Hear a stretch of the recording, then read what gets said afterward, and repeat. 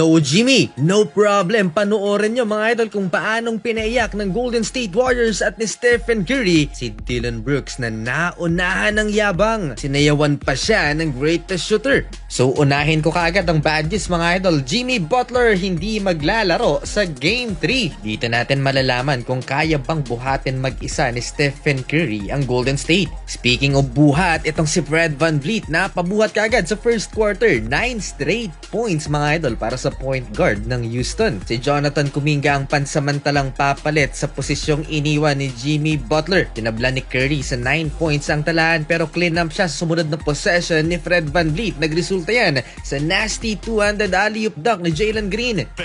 3-on-1 the other way, the lob, the finish. Di na rin tumagal pa, double-digit scoring na si Fred VanVleet. Moses Moody, big impact off the bench at pinalamang lang naman niya ang Golden State last 2 minutes. Wild layup mga idol, sumabay pa si Jabari Smith. Nangyari kay Alfie mga idol, he blows by Draymond and he missed the open dunk. Big man pero nagmintis ng dakdak na pagtawanan tuloy siya ng crowd. Bumawi para sa kanya si Jalen Green, swish, 3-point basket to end the first quarter, 22-18. Second quarter, lumobo ang lamang ng Houston Rockets but it's all about Stephen Curry. Pinagbubuna ng crowd ng officials dahil hindi nila tinatawagan yung mga tight defense ng Rockets kay Steph. Halos mauwi na sa pagkaka-injury ni Steph yung pag-blitz naman ng Houston. Katulad na lamang sa play na to kung saan nakaapak na si Fred VanVleet sa paa ni Stephen Curry. In civilian, si Jimmy Butler na sumusuporta sa Golden State Warriors. Eto halfway mga idol, Stephen Curry splits the defense, 5 yung nakapalibot sa kanya. Followed by his first and only 3-point shot sa first half. 37-27 naghahabol ang Golden State ng 10.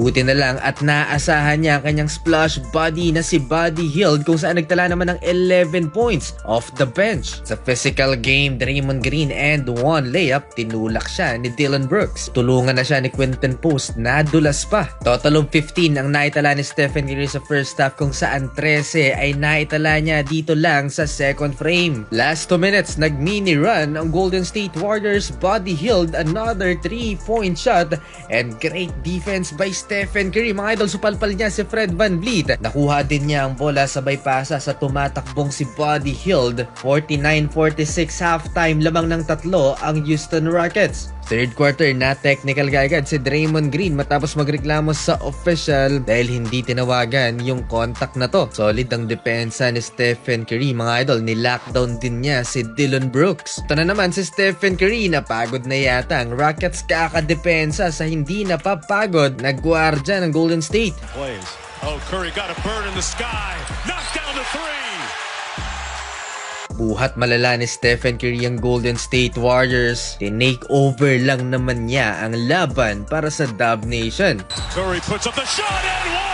Nag-e-enjoy na ang greatest shooter. Sumasayaw na sa Stephen Curry. He adds another 3-point basket at pinag-slide pa niya si Jabari Smith Jr. behind the back dribble, elbow mid-range jumper, 27 points and counting. Through 3 quarters, meron lamang 9 points si Jalen Green. Lamang pa rin naman mga idol ang Houston Rockets 71-69. Fourth quarter, finally, nakalamang na rin ang Golden State with Moses Moody 3-point basket. Hype na si Jimmy Buckets. Gantihan lang, may tres din na counter si Dillon Brooks sabay trash talk mga idol sa crowd ng Golden State. Agad siyang pinatahimik ni Stephen Curry, pinasayaw mga idol to tie the game again to 77. In fairness kay Dillon Brooks, maganda ang performance niya sa fourth quarter. Nagtala pa siya ng isang big time 3-pointer sa harap naman ni Brandon Podziemski. Lamang na ulit ang Houston Rockets, buti na lang at nag-step up si Gary Payton II para sa home team with a back-to-back field goal. Driving reverse pa yung isa dyan, napakahirap nun. Sunod-sunod pa ang puntos ni GP2 mga idol. What a pass by Stephen Curry and Gary with a 3. Nakaganti ang Dub Nation kay Brooks mga idol. Siya naman ang 3 nash talk na fouled out si Dillon. 9